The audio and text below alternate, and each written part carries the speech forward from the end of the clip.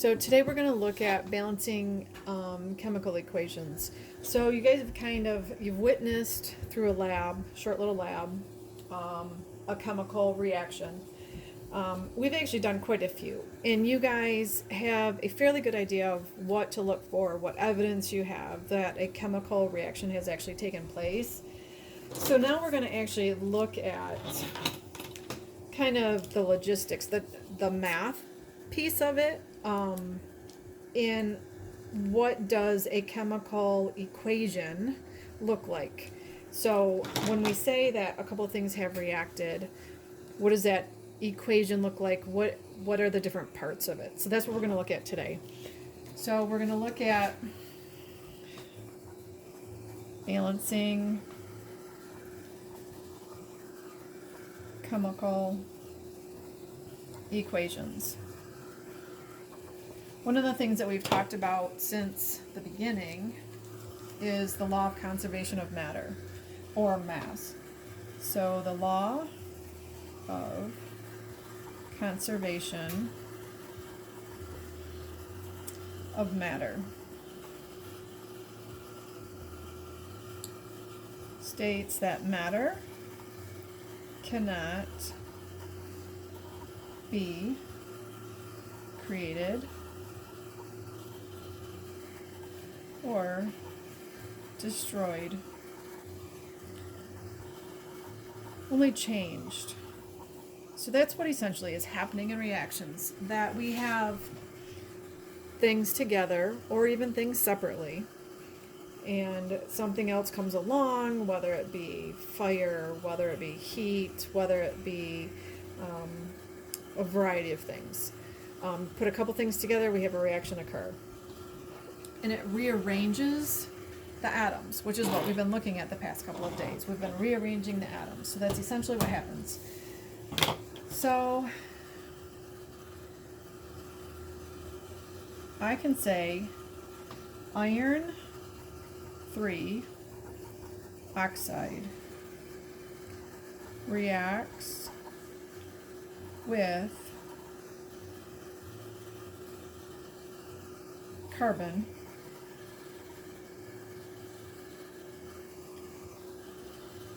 and the reaction yields carbon dioxide and iron. So we've worked on naming. Iron oxide, you guys should know by now that iron oxide is Fe. Oxide is O. This is iron 3. So there's a +3 here, there's a -2 for oxygen here. So to write this formula, we write Fe2O3. And it reacts with carbon. Carbon is C. And it yields, so we write this arrow that indicates that this is our reaction that's taking place. And we're told that it yields carbon dioxide. So most of you are familiar with carbon dioxide. CO2. Carbon is the C. Oxide is O, but it's dioxide, so there's 2. And iron. So this is a chemical reaction. We also, when we look at it like this, it's a chemical equation. So the different parts that we'll look at, this is not balanced. We haven't talked about balancing. You don't know how to balance. But we put these numbers in front to make sure that we have the same amount on each side. And this is now what we refer to as a balanced chemical equation, or a balanced reaction. So the different parts that we see here. So these two items right here are what we call the reactants. These two items over here are the products. You will not always have two reactants and two products. You sometimes have one reactant, sometimes you have three reactants. It's a variety of things that happen.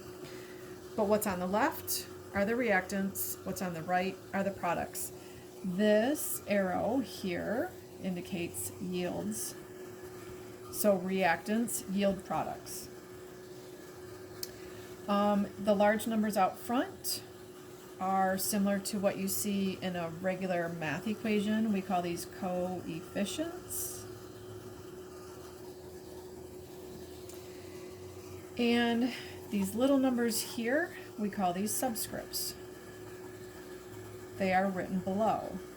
So we've started looking at formulas, and we know that within a formula we have a subscript that indicates how many of this atom we need in order for this bond to be good. The coefficients we use in order to balance the chemical equation, and we will start working on that in a minute. So at a glance,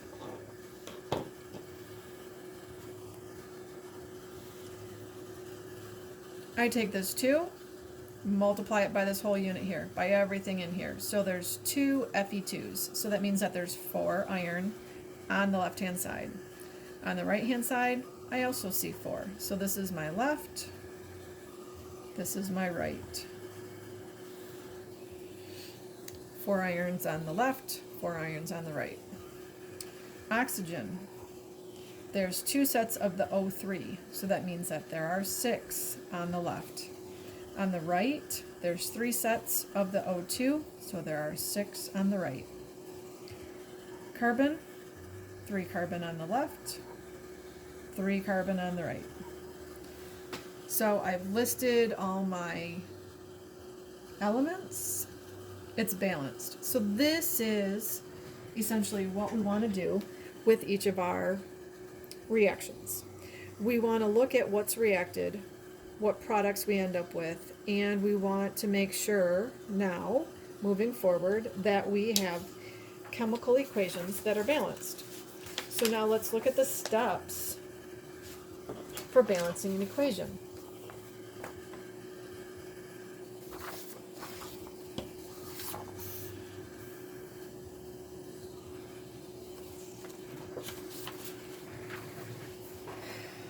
So, steps for balancing an equation. Step 1, count the number of atoms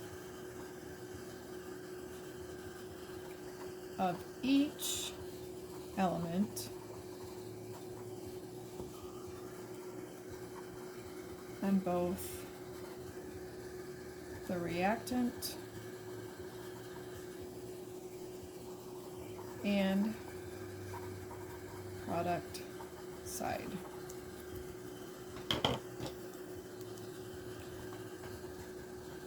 Step 2, determine which atoms are not balanced.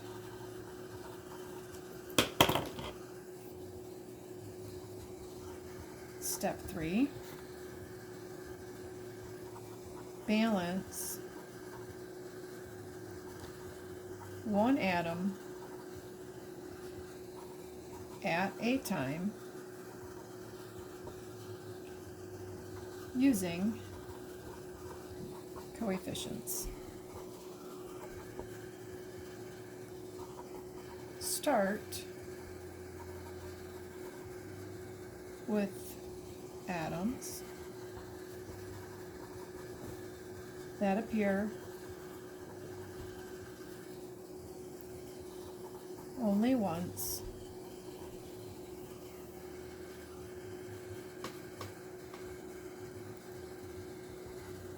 in the reactants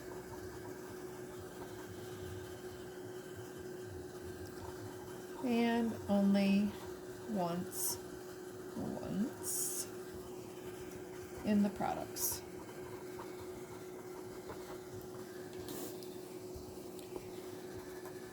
We usually leave hydrogen atoms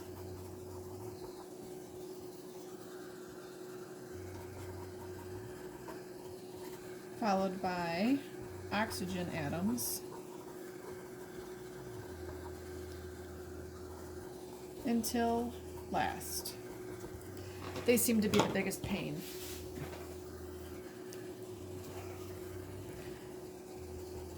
And a note, do not change subscripts in a given formula. If you are given the formula for a compound, do not change the subscripts. You change the number of atoms by using your coefficients. All right, so let's look at a couple of examples.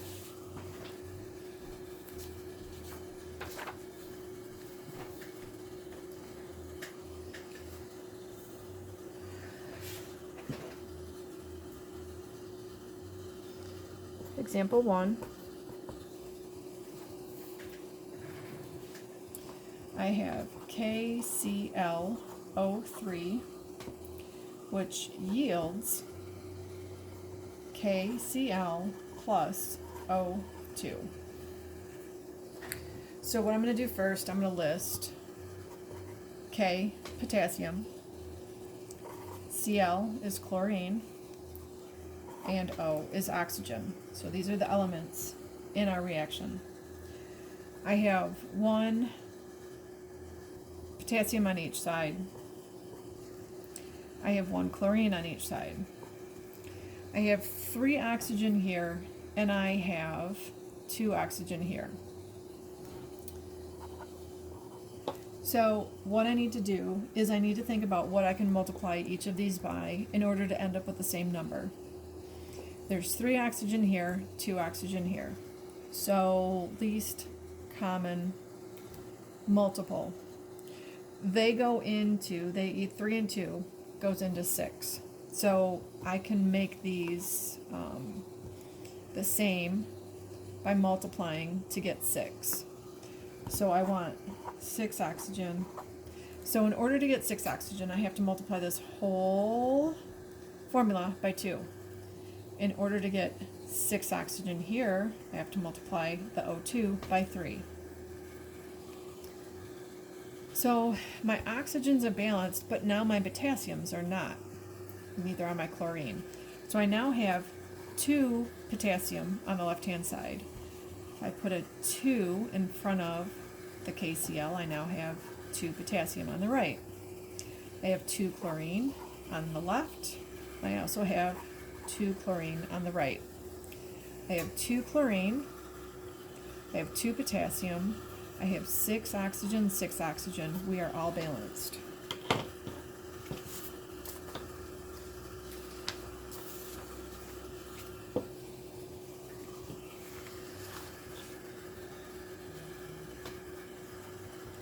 Example 2.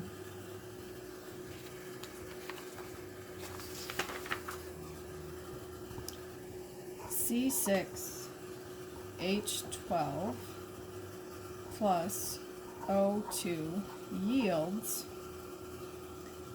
CO2 plus H2O. This will be one of your more challenging chemical equations to balance.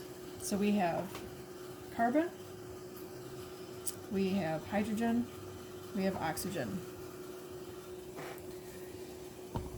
We have carbon 6 on the left. We have 1 on the right. So let's go ahead and put a 6 here. So now we have 6 carbon. We have 12 hydrogen on the left. we have 2 hydrogen on the right. So what do we multiply this H2O by in order to get 12? We can multiply that by 6. So now we have 12. Oxygen, we have 2 on the left, and on the right we have 6 times 2, which is 12, and we have another 6 here. So that gives us 12 and 6 gives us a total of 18. So this is my lesser amount. I need to figure out what to multiply this by in order to get 18. Oxygen is diatomic, so it works in pairs of 2. So how many pairs of 2 do I need in order to get 18? If I put a 9 here, 9 times 2 gives me 18. We have 6 carbon, 12 hydrogen, 12 and 6 oxygen, 18 oxygen. We are balanced.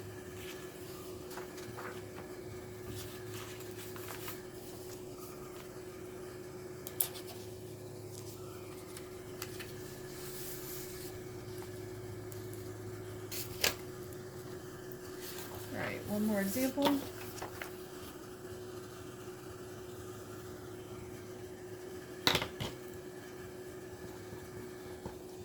Example 3. All right, so I'll make this one a little bit challenging for you. Iron 2 chloride reacts with sodium phosphate and yields sodium chloride and iron 2 phosphate. All right, so your first few practices of writing equations, most of the time you'll be given the formulas and asked to balance. But eventually you'll be given a word equation that you'll be asked to consider writing the formula, putting it all together. So iron 2 chloride. So iron is Fe, chloride is chlorine, reacts with sodium, which is Na, and phosphate is, if you look at your sheet, it's PO4. Your charge on your iron is a +2. Your charge on your chlorine is a -1. So that means in order for these to be balanced, you need to have Fe, you need 2 of these, Cl2. And it reacts with sodium phosphate. Sodium is a +1. Phosphate is, if we look at our list, -3. So that means we need 3 sodiums in order for this formula to be balanced. So what we write is Na3PO4. And it yields sodium chloride. So this is Na, this is Cl, this is a +1, chlorine's -1. Iron is Fe, and it's a +2. Phosphate is PO4, and we've already determined it's a -3. So in order for the iron to phosphate to be balanced, we need to have 3 irons. I'll write down my sodium chloride first. NaCl, simple, 1 of each. And the iron phosphate. So we need 3 irons and 2 phosphates. So this is what we do. We write PO4, we need 2 of these phosphates. So FeCl2 plus Na3PO4 yields NaCl. Fe3 PO4, 2 of those. Alright, so now I need to balance iron, chlorine, sodium, and phosphorus, and oxygen. I have 1 iron and 3. So let's think about changing this up. So now there's 3. Chlorine. So I've put this 3 in front of the iron chloride. So now that means that I have 6 chlorine on the left. I only have 1 chlorine on the right. So if I put a 6 here in front of the sodium chloride, that gives me 6. Sodium on the left, there's 3 right now. On the right, there's 6. So what do I do in order to get 6 sodium? Multiply by 2, so now I have 6. Phosphorus, I have 2 times P, so there's 2 phosphorus. On the right, 2 phosphorus. Oxygen, so I have an O4, so I have 2 O4s, that's 8. And on the right, I have O4, there's 2 of those. So let's eyeball it again. 3 iron, 6 chlorine, 6 sodium, 2 phosphorus, 8 oxygen. We are balanced. So now you're going to work on practicing balancing your chemical equations.